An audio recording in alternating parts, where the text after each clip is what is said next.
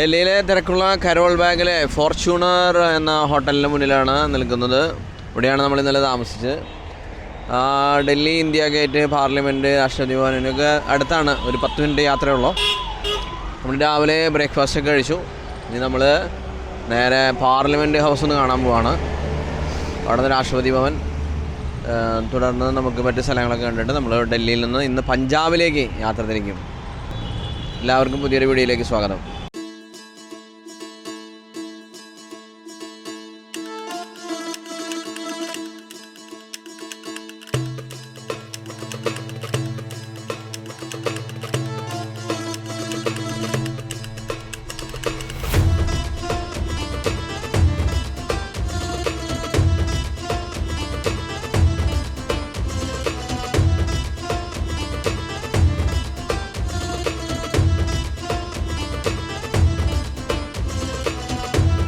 നമ്മൾ പാർലമെൻറ്റ്, രാഷ്ട്രപതി ഭവൻ അതിൻ്റെ ഫ്രണ്ട് എത്തിയിരിക്കുകയാണ്. നമ്മുടെ വലതുവശം നേരെ കാണുന്നത് രാഷ്ട്രപതി ഭവൻ, വലതുവശത്ത് കാണുന്നത് പാർലമെൻറ്റ്. ഇവിടെ വണ്ടി പാർക്ക് ചെയ്ത് നമുക്ക് കാണാൻ പറ്റുന്നതാണ് പ്രതീക്ഷിക്കുന്നത്. സെൽഫി പോയിൻ്റ് ഉണ്ട്. അവിടെ നിന്നിട്ട് സെൽഫി പോയിൻ്റ് ഫോട്ടോ എടുക്കാം.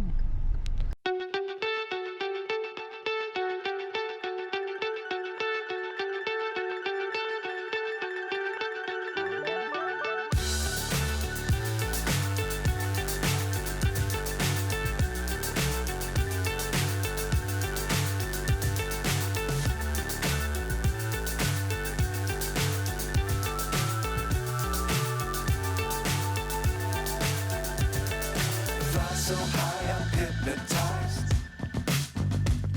What's up is down, what's left is right. Chasing stars and holding you. I can't see the end, but we'll see it through.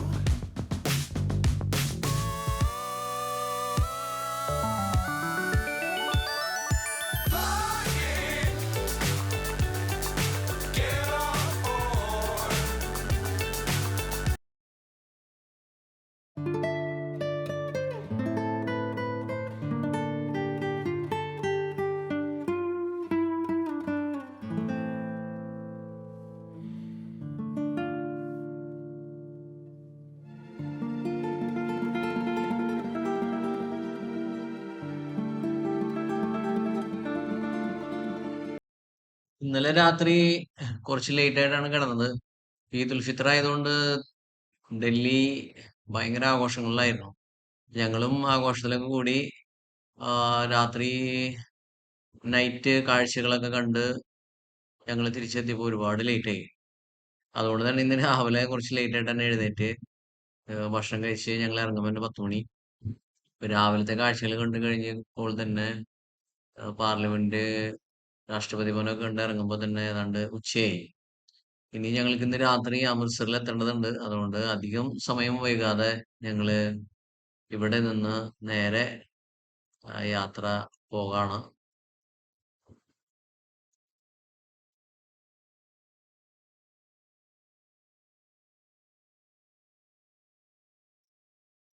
ഇപ്പോൾ കടന്നു പോകുന്നത് ഇന്ത്യയിലെ തന്നെ വളരെ പ്രശസ്തമായ പ്രകൃതി മൈതാൻ ടണലിലൂടെയാണ്. 2023 G20യുടെ ഭാഗമായിട്ട് ഇത് ഉദ്ഘാടനം ചെയ്തത്. വളരെ മനോഹരമായിട്ട് അലങ്കരിച്ചിരിക്കുന്ന ഡെക്കറേറ്റഡ് ആയിട്ടുള്ള ഒരു ടണലാണ്. 1.3 കിലോമീറ്റർ നീളുന്ന ഈ ടണല് ഇന്ത്യ ഗേറ്റിൽ നിന്ന് ആരംഭിച്ച് പ്രകൃതി മൈതാനിലൂടെ കടന്നു പോകുന്ന ഒരു ടണലാണ്. മനോഹരമായി അലങ്കരിച്ചിരിക്കുന്ന ഈ ടണൽ ഏതാണ്ട് 750 കോടി രൂപ ചെലവഴിച്ചിട്ടാണ് ഇത് ഉദ്ഘാടനം ചെയ്ത് പണി കഴിപ്പിച്ചത്. വളരെ അടുത്താണ് ഇത് ഉദ്ഘാടനം കഴിഞ്ഞത്. മനോഹരമായ ടണലിലൂടെയുള്ള യാത്ര ഡൽഹിയിലെ പ്രധാനപ്പെട്ട പ്രകൃതി മൈതാൻ പരിസരത്തുള്ള തിരക്കുകളൊക്കെ ഒഴിവാക്കാൻ ഇത് വളരെ ഉപകാരപ്രദമാണ്.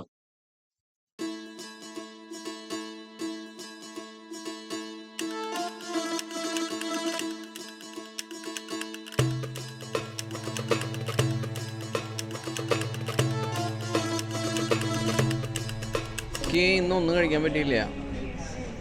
സമയം 5 മണിയായി. ഇപ്പം അംബാല എന്ന് പറഞ്ഞ സ്ഥലം താണെന്നുള്ളത്. ഹരിയാനയുടെയും പഞ്ചാബിൻ്റെയും ബോർഡർ അംബാല. ഇപ്പോൾ ഇവിടുന്ന് ഞങ്ങൾ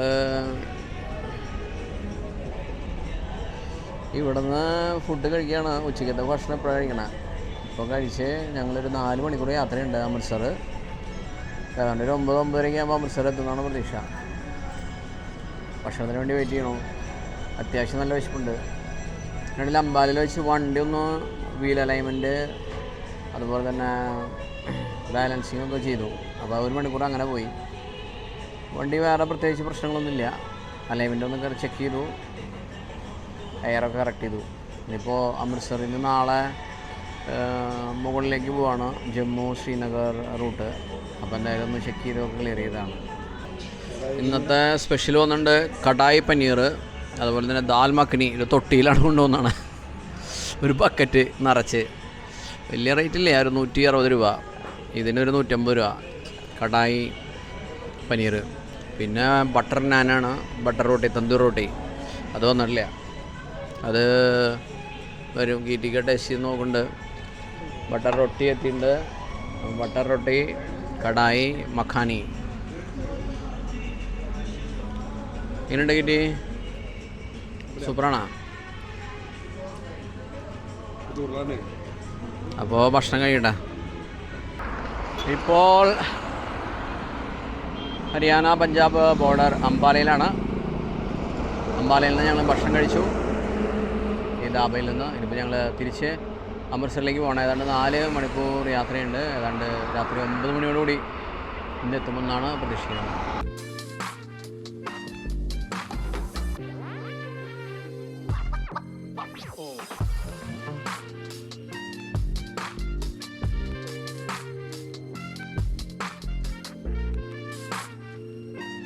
ഹരിയാന വിട്ട് പഞ്ചാബിലേക്ക് കയറി വിശാലമായി കിടക്കുന്ന ഗോതമ്പ് പാടങ്ങൾ, കൊയ്ത്തിന് പാകമായി കിടക്കുന്ന ഗോതമ്പ് പാടങ്ങൾ, കൃഷിയിടങ്ങൾ, ആയിരക്കണക്കിന് ഏക്കർ നീണ്ടു നിവർന്ന് കിടക്കുന്ന സ്വർണ്ണ നിറത്തിലുള്ള ഗോതമ്പ് പാടങ്ങൾ.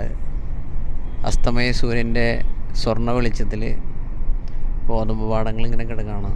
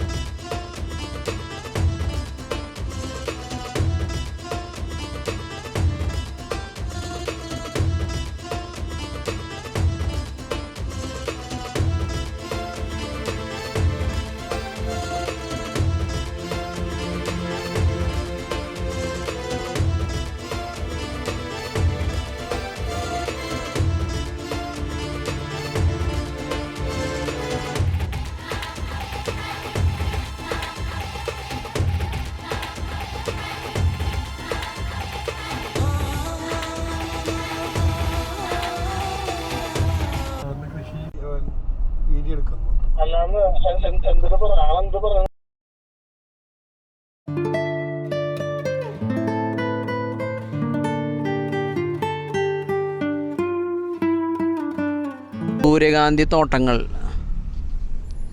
വിശാലമായി. പൂവൊന്നും വന്നിട്ടില്ല, ഒക്കെ വളർന്ന് ഏതാണ്ട് ഒരു 2 അടി 3 അടി ഹൈറ്റായിട്ടുണ്ട്. പക്ഷെ പൂക്കളായിട്ടില്ല.